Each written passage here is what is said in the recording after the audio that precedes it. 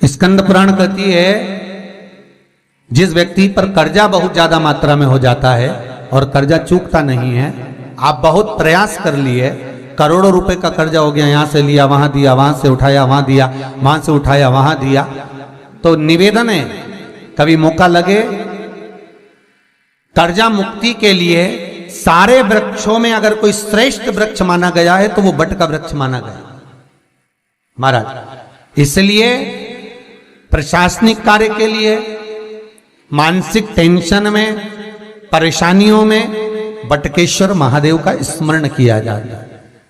और यदि निवेदन करूंगा बहुत ज्यादा, यदि आपको कर्जा हो गया है, बहुत ज्यादा कर्जा हो गया और वो कर्जा चूक ही नहीं रहा, तो थोड़े दिन बड़ के पेड़ के नीचे आप बटकेश्वर महादेव के लिए 1 लोटा पानी, उसमें थोड़ा सा पिसा हुआ चावल पीस के गला लेना चावल को और पीस लेना, पीस के उस पानी में मिला लेना और मिलाकर उसमें थोड़ी सी हल्दी पिसी हुई डालकर बटकेश्वर महादेव के नाम से बड़ के पेड़ के नीचे अपनी कामना कर कर जो कर्जा हुआ है उस कर्जे का भान देते हुए, स्मरण देते हुए छोड़ दीजिए। महाराज 2 या 3 सोमवार एक ही जगह पर करना, 3 सोमवार बाद वहीं से बड़ के पेड़ की थोड़ी सी जड़ उठा लाना और उस जड़ को एक कोई धागे में बांधकर या तो अपनी गले में डाल लो या अपनी जेब में पटक लो, उसको थोड़े दिन पटक कर रखना, लगभग 2 से 3 महीना पटक कर रखो। वो जड़ जैसे बड़ का पेड़ विस्तार होता है, पानी गिरे ना गिरे, जल वृष्टि हो ना हो, गर्मी पड़े ना पड़े, उसको कोई फर्क नहीं पड़ता, बड़ का वृक्ष आप रूप फैलता जाता, उसकी जड़ें अपने आप प्रबल होती है। उसी तरह ये बटकेश्वर महादेव कहीं से भी अगर जड़ आपके पास में रखी है 1 महीना 2 महीना 3 महीना तक, तो ये जड़ अपने आप लक्ष्मी को पकड़कर खींच कर लाती है और कर्जे से मुक्त कर देती। बटकेश्वर महादेव का स्मरण सुख का देना हो। महाराज ऐसा कोई कार्य नहीं जिसमें पशुपति व्रत लाख ना करो, बस दिल से अगर आपने पशुपति व्रत करा है, बाबा विश्वनाथ के 5 पशुपति व्रत होते हैं, किसी भी सोमवार से चालू कर सकते हैं। बस करना क्या है, सुबह पूजन की थाली लगाकर लेकर जाना है, शंकर भगवान के शिवलिंग की पूजन करना है, मंदिर में अभिषेक पूजन करो, वो थाली वापिस लेकर आ जाओ, घर में रख दो। उसी थाली में शाम के समय प्रदोष काल में सूर्य डूब रहा हो, उसके कुछ ही समय के बाद आप आनंद में 6 दिए घर से लेकर जाओ, थोड़ा सा मीठा बनाकर लेकर जाओ और 5 दिए शंकर जी के मंदिर में लगाओ। पूजन करने के बाद में मीठे के 3 हिस्से कर दो, 2 हिस्से बाबा के मंदिर में अलग अलग रखिए, एक ही प्लेट में 2 हिस्से नहीं रखना है, दोनों हिस्सों को अलग अलग कटोरी में, अलग अलग दोने में, अलग अलग प्लेट में बाबा को रख दो और एक हिस्सा, एक दिया लेकर आ जाइए। घर के दरवाजे में प्रवेश करते समय राइट भाग में एक दिया घी का लगा दीजिए जो लेकर आए हो मंदिर से, उसको जला के नहीं लाना है, वहीं पर जलाना। दरवाजे के पास आराम से बैठो, दिया जलाओ और प्रसाद लेकर अपनी कामना कर कर घर के अंदर सीधा पांव रखकर अंदर चले जाओ। सवेरे फरियाल करो, शाम को भोजन करो। जब भोजन करो उस समय पर जो मीठे का आपने भोग लगाया था भोलेनाथ जी को, जिसका एक हिस्सा लेकर आए हो, सबसे पहले भोजन में वो हिस्सा खाओ। प्रसाद का जो हिस्सा लेकर आए हो उसमें से किसी को वो हिस्से में से प्रसाद नहीं देना, चाहे घर में बच्चे हो चाहे बड़े हो। आपको ज्यादा प्रसाद ले जाना तो अलग से ले जाओ, पर उस हिस्से में से किसी को प्रसाद ना दें। और वो प्रसाद पहले पाकर फिर आप भोजन प्रसादी ग्रहण करें। पर इसका नियम यह है कि प्रसाद जब आप लेकर आते हैं, आपको पहले भी कथा में कहा कि शंकर का प्रसाद रात भर नहीं रखा था। जितनी जल्दी आप प्रसाद का हिस्सा लेकर आए हैं, आधे घंटे के अंदर, पौन घंटे के अंदर आपको वो प्रसाद पाना है और भोजन करना ही है। ये नहीं कि सब आएंगे, इंतजार कर रहे हो, 10 बज गई, 11 बज गई, प्रसाद आपका इंतजार कर रहा है। जो प्रसाद है वो आपकी प्रतीक्षा कर रहा, आपकी बाट जो रहा, आपका इंतजार कर रहा। ये नहीं होना चाहिए।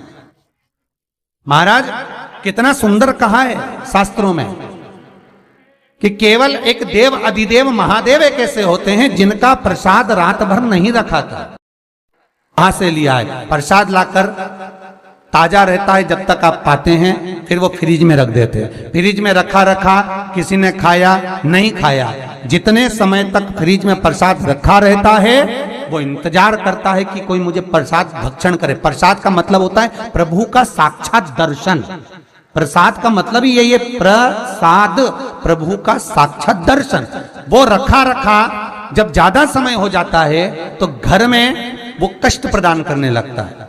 हमेशा याद रखो, प्रसाद जैसे ही आए उसका सही समय पर उसको पाओ। रखे हुए प्रसाद पड़ा हुआ है, फ्रिज में रखा हुआ है, बेटा खाएगा, बहू खाएगा, ये खाएगा, वो खाएगा, फिर धीरे धीरे वो बद्दुआ देना प्रारंभ कर देता है, जिससे घर में बड़ी बीमारी फैलने लगती है, बड़ा रोग आने लगता है। तो लोग सोचते हैं हमारे घर में ना तो हम कोई नशा करते हैं, ना हम कोई चीज खाते हैं, ना हम बाजार का खाते हैं, फिर रोग कहां से आता, फिर बीमारी कहां से आती? अर्थात वो बद्दुआ देता है।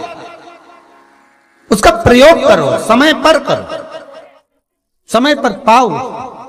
कई लोग कहते हैं महाराज जी हमारे ये बीमारी कहां से आ गई, जरा पत्रिका में तो कोई बीमारी ही नहीं दिख रही, हमने तो सबसे पूछा ये बीमारी का योग ही नहीं है, फिर बीमारी कहां से आई? ना तो हम कोई व्यसन करते हैं, ना कोई मद्रापान करते हैं, ना कोई मांसाहार, फिर ये बीमारी कहां? उसका कारण है कि तुम उस प्रसाद का लाकर महीनों तक पड़ा हुआ है, इंतजार कर रहे हो, खाएंगे खाएंगे, आखिरी में फिर वो काम वाली को दे दिया। काम वाली इतनी चतुर आज के जमाने की, बासी माल खाएंगे, अटक गई, कौन का पड़ा वो बद्दुआ।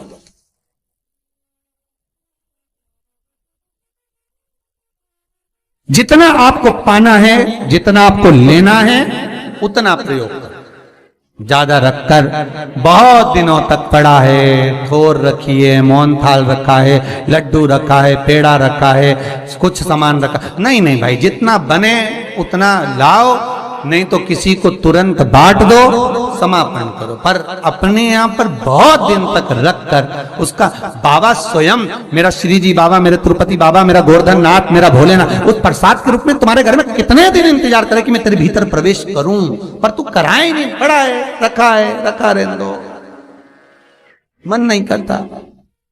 शक्तियों जैसा कर्म मत करो जिससे हमें कष्ट की। कई लोग कहते हैं हमने पशुपति व्रत करा, हमारा बहुत काम हुआ। कई लोग कहते हैं हमने करा पर हमको अभी तक का। उसका कारण है कि तुम बहुत देर तक प्रसाद को इंतजार करा रहे हो, तो बाबा भी आपको इंतजार करा रहा है, मेरा विश्वनाथ भी इंतजार कर रहा है। उस समय अवधि का भान होना चाहिए।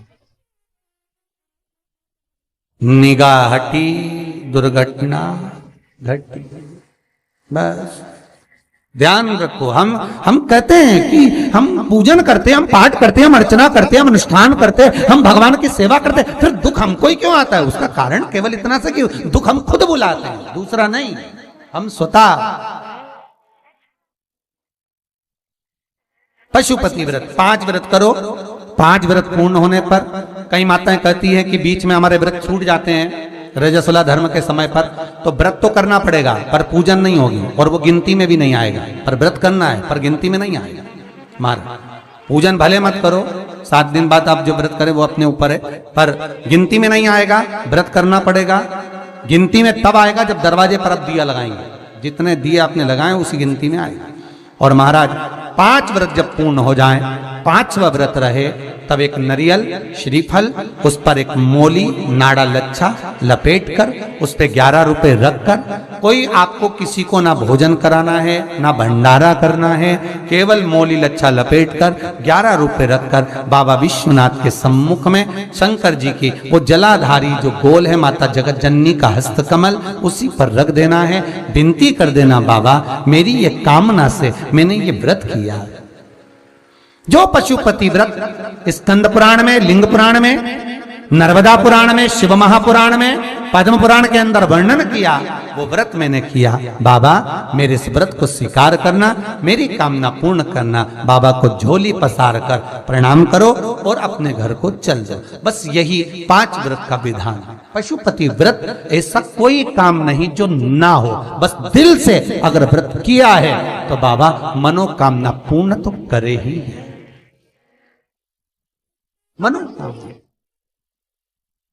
आप हमारे घर के चाहे घर की धर्म पत्नी हो, चाहे भांजे हो, कोई प्रॉब्लम होती है, मुझसे कह देते पशुपति व्रत कर लो, हो जाए। बस पशुपति व्रत में आपका भाव शुद्ध होना चाहिए। निर्मल चित्त निर्मल मन सो मोहि पावा, मोहि छल छिद्र कपट ना भावा। निर्मलता के भाव में भगवान मिल सकता।